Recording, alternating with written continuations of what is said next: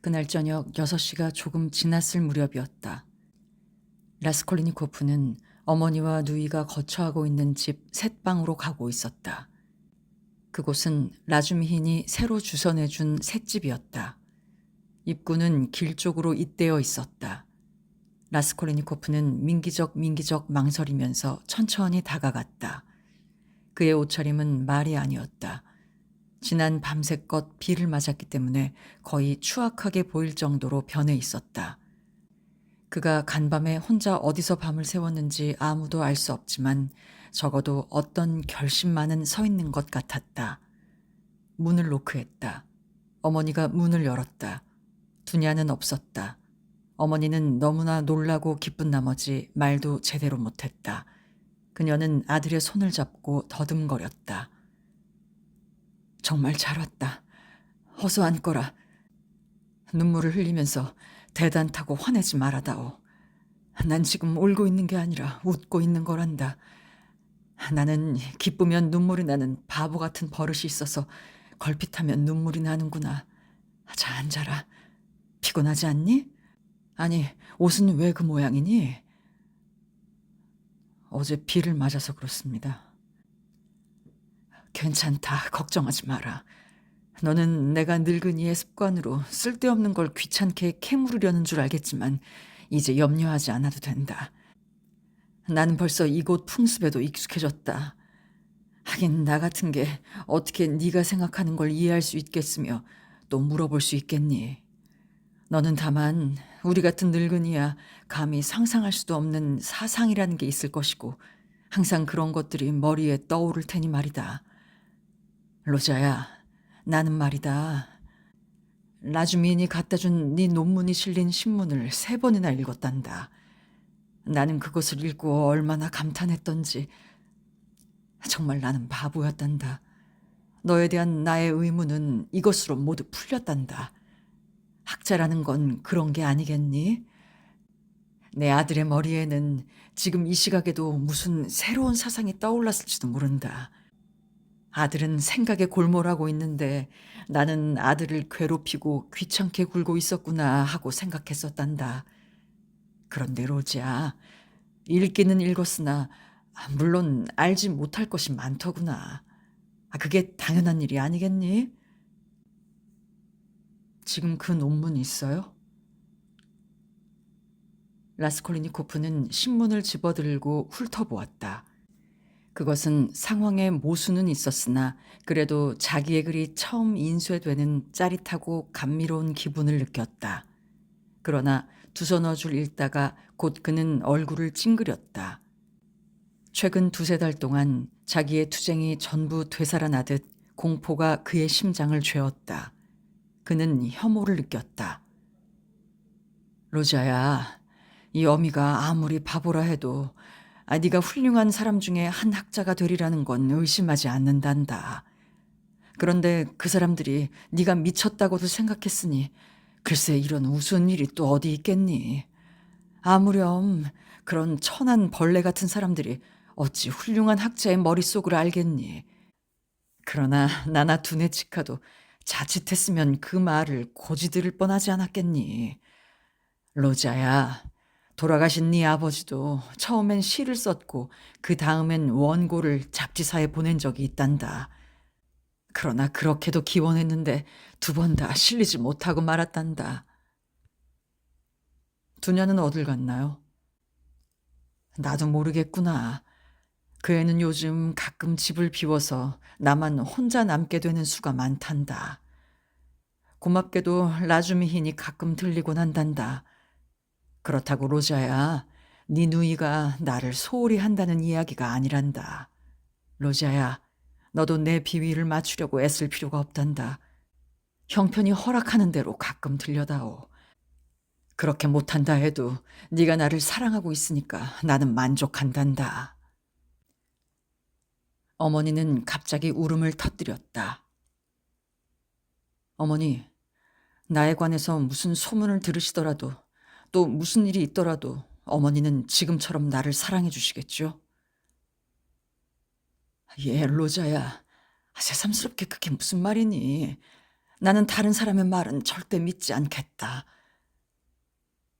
어머니, 저는 어머니에게 제가 언제나 어머니를 사랑하고 있음을 분명히 보여드리려고 온 것입니다.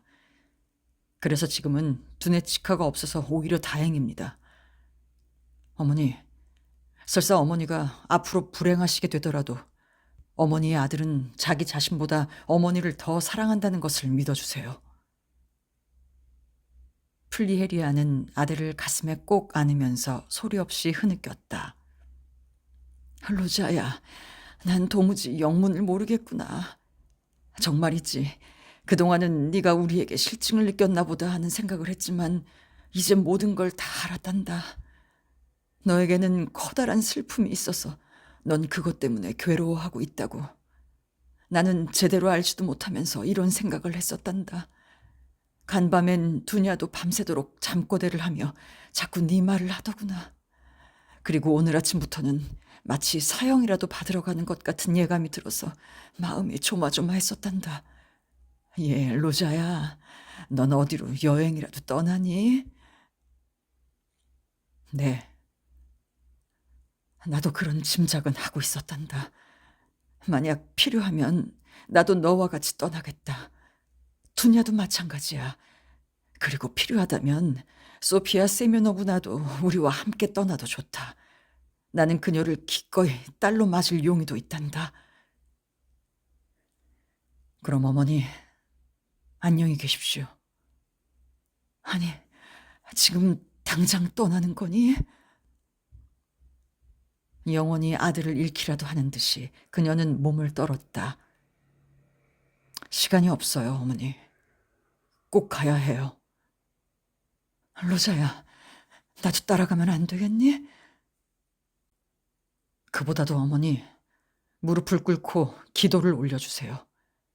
저를 위해서. 너를 축복해주겠다. 성호를 극게 해다오. 이젠 됐다. 지금 우리가 무엇을 하고 있는 게냐? 라스콜리니코프는 정말이지 기뻤다. 어머니와 단둘이 있게 된 것이 무엇보다도 기뻤다. 고통스러웠던 그의 마음은 일시에 잠자는 듯했고 그는 몸을 던져 어머니의 발에 키스를 했다. 두 모자는 끌어안고 울었다. 어머니도 이제는 그다지 놀라지도 꼬치꼬치 캐묻지도 않았다. 무엇인가 자기 아들에게 무서운 일이 닥쳤다는 예감을 가졌다. 내 귀여운 아들 로자야. 지금 너를 보니 어릴 적 생각이 나는구나. 너는 그때도 이렇게 내 곁에 와서 나를 껴안고 입을 맞추어 주었지. 로자야, 넌 지금 곧 가는 건 아니겠지? 네. 그럼 또 와주겠지? 오고 말고요. 로자야, 꼬치꼬치 캐묻는 건 아니니 화를 내진 말아라. 그래, 어디 먼 데로 가니? 네. 그럼 거기서 무슨 직장이나 출세길 같은 것이라도 있느냐? 모든 것은 하나님의 뜻에 달려 있습니다.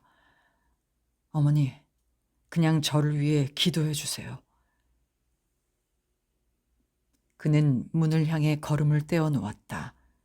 어머니는 그를 부둥켜 안은 채 떨어질 줄 모르고 공포로 일그러진 눈으로 아들을 바라보았다. 이젠 그만됐어요, 어머니.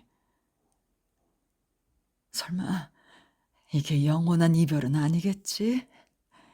내일이라도 또 와주겠지? 네, 오겠습니다. 안녕히 계세요. 그는 가까스로 어머니의 팔을 풀고 밖으로 나갔다. 라스콜리니코프는 자기 숙소를 향해 걷기 시작했다. 그는 아무도 만나고 싶지 않았다. 해질녘까지는 모든 것을 끝맺고 싶었다. 그의 방에는 두네치카가 그를 기다리고 있었다. 그녀의 얼굴엔 한없는 공포와 슬픔이 어려 있었다. 그는 누이가 모든 것을 알고 있다는 것을 금방 눈치챘다. 두냐, 네 옆에 가도 좋겠니? 아니면 돌아갈까? 그는 자신 없는 음성으로 말했다. 오빠, 온종일 난 소피아 세면노브나 집에 있었어요. 그분과 함께 오빠를 기다렸었지요. 오빠가 꼭 그리로 오실 것 같아서. 그는 의자에 털썩 주저앉았다. 난 몹시 피곤하구나. 밤새도록 오빠는 어디에 계셨댔어요? 두나야. 나는 모든 것을 던지려고 내 바강 근처를 몇 번이나 오락가락했는지 모른단다. 그러나 결심이 서질 않았어. 우리도 얼마나 걱정을 했었는지 몰라요. 오빠, 정말 다행이에요. 오빤 아직 삶을 믿고 계시는 거예요. 그는 쓰게 웃었다. 난 믿고 있지 않았었다. 나는 믿고 있지 않지만 어머니에게 나를 위해 기도해달라고 간청을 했었다. 난 도대체 어떻게 된 일인지 알 수가 없단다, 두냐야. 아, 그럼 어머니에게 다녀오셨군요. 그렇다면 오빠의 결심을 어머님에게 말씀하셨나요? 내 입으론 말하지 않았으나 그래도 어머니는 대충 짐작을 하셨을 거야. 어머니는 네가 잠자다가 잠꼬대하는 것을 들으신 모양이더라. 어떻게 생각하면 내가 갔던 것이 오히려 더 나쁜 결과를 가져올지도 몰라. 나도 왜 갔는지조차 모르고 있단다. 하지만 오빤 가시겠죠? 고난을 받을 결심이 되어 있지요? 그렇게 하겠다. 지금 곧. 그러나 이 치욕을 벗어나려고 투신 자살을 하려고도 했단다. 그러나 만약에 내가 여태껏 나를 강자라고 생각했다면 지금 이 정도의 곤욕을 두려워할 건 없다고 생각했다. 이건 오만일까? 그래요, 오빠. 하지만 두냐야, 너는 내가 투신 자살을 할 생각으로 물을 본 순간 불현듯 무서운 생각이 들었다고 생각진 않겠지? 그는 일그러진 표정으로 동생을 들여다보며 말했다. 오빠, 그만두세요. 침묵이 흘렀다. 그는 고개를 내려뜨리고 방바닥을 응시했다. 두냐는 고통스러운 표정으로 오빠를 바라보고 있었다. 그는 일어났다. 가야 할 때가 왔다. 이러다 늦겠어. 이제부터 나는 자수하러 간다. 하지만 왜 자수해야 하는지 알 수가 없구나. 두냐의 뺨엔 두 줄기의 눈물방울이 번졌다. 오빠, 그건 오만이에요.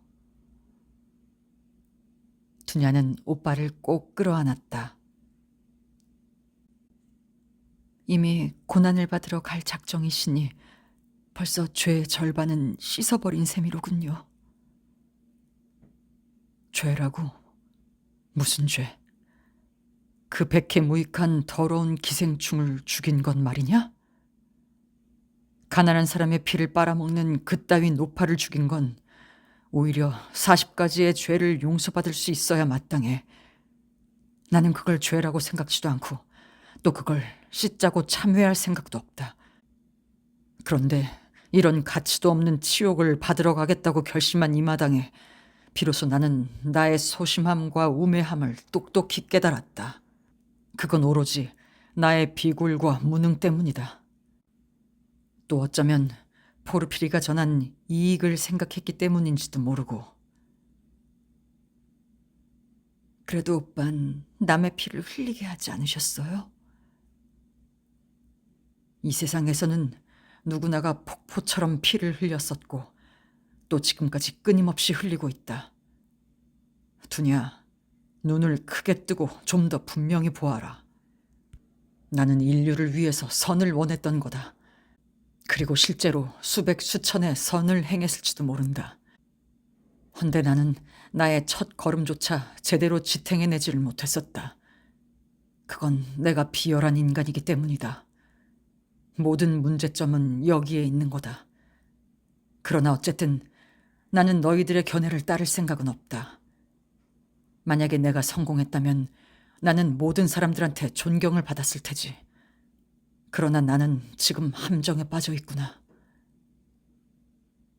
오빠는 지금 무슨 말을 하고 계시는 거예요? 난 이해할 수가 없다.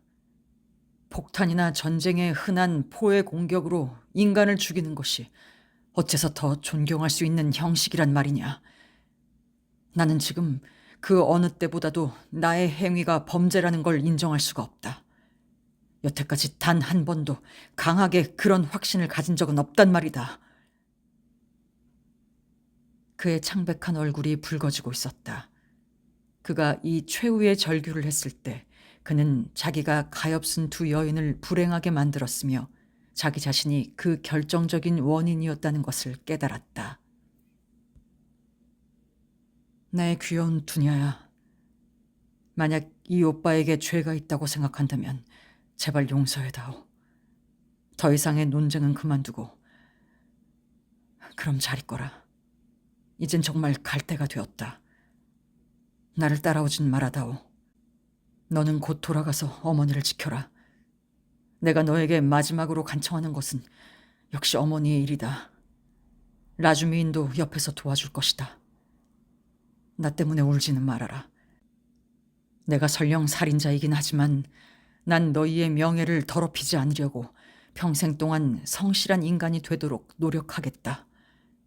두고 보렴. 그러나 지금은 이대로 이별하자. 그렇다고 영영 이별하는 것은 아닐 테지만. 아참, 잊었구나. 그는 탁자로 가서 먼지가 앉은 두툼한 책 한 권을 집어들었다. 그리고 그것을 펼쳐 책갈피에서 상아에다 수채화로 그린 조그마한 초상화를 빼냈다. 그것은 전에 열병으로 죽은 하숙집 주인의 딸이며 그 자신의 약혼녀이기도 했던 처녀의 초상화였다. 그는 그 초상화에다 키스를 하고 두네치카에게 건네주었다. 바로 이 여자하고 난 많은 이야기를 나누었단다. 하지만 걱정할 건 없다. 이 여자도 너나 마찬가지로 동의했던 것은 아니니까. 사람들은 나를 위해 시련이 필요하다고 말한다. 하지만 무엇 때문에 그런 시련이 필요하다는 거냐? 그것이 대체 무슨 소용이란 말이냐? 내가 20년 동안 유형 생활을 겪고 갖은 고초에 시달려 반편이나 다름없는 노인이 되어 자각하는 것이 어째서 지금 자각하는 것보다 낫다는 거냐? 두 사람은 밖으로 나왔다. 두냐는 걷기 시작했으나 50보쯤 걸어가다가 다시 한번 오빠를 보려고 뒤를 돌아보았다. 아직도 그의 모습이 보였으나 모퉁이까지 이르자 그 역시 두냐를 돌아보고 있었다. 두 사람은 마지막 시선을 교환했다. 그러나 다음 순간 그는 화를 내며 어서 가라고 손짓해 보이더니 끝내 모퉁이를 획 돌아가 버리고 말았다. 두냐는 오빠를 사랑하는 것만큼 괴로웠다. 그는 생각했다. 그들은 어째서 나를 그토록 사랑해주고 있는 걸까? 왜? 그럴 만한 가치라고는 하나도 없는 놈에게. 만약 누구 하나 나를 사랑해주지 않고 또 혼자뿐이며 나 자신 역시 남을 절대로 사랑하지 않았다면 결코 이 모든 일도 일어나진 않았겠지. 앞으로 난 어떻게 되는 걸까? 그는 한 가지 생각에 몰두하고 있었다. 20년 동안 나는 살인 강도라고 불리며 모든 사람 앞에 머리를 숙이고 눈물을 찔끔거려야 한단 말이지. 그래, 그동안 나를 끊임없이 세뇌해서 선량한 사람으로 변화시킨다는 것인가? 그 사람들이 바라는 대로 말이야. 그러나 내가 유형을 면하게 된다면 사람들은 어떻게 나올까? 그러면 사람들은 아마 안절부절 못할 테지. 난 정말 그들이 싫다.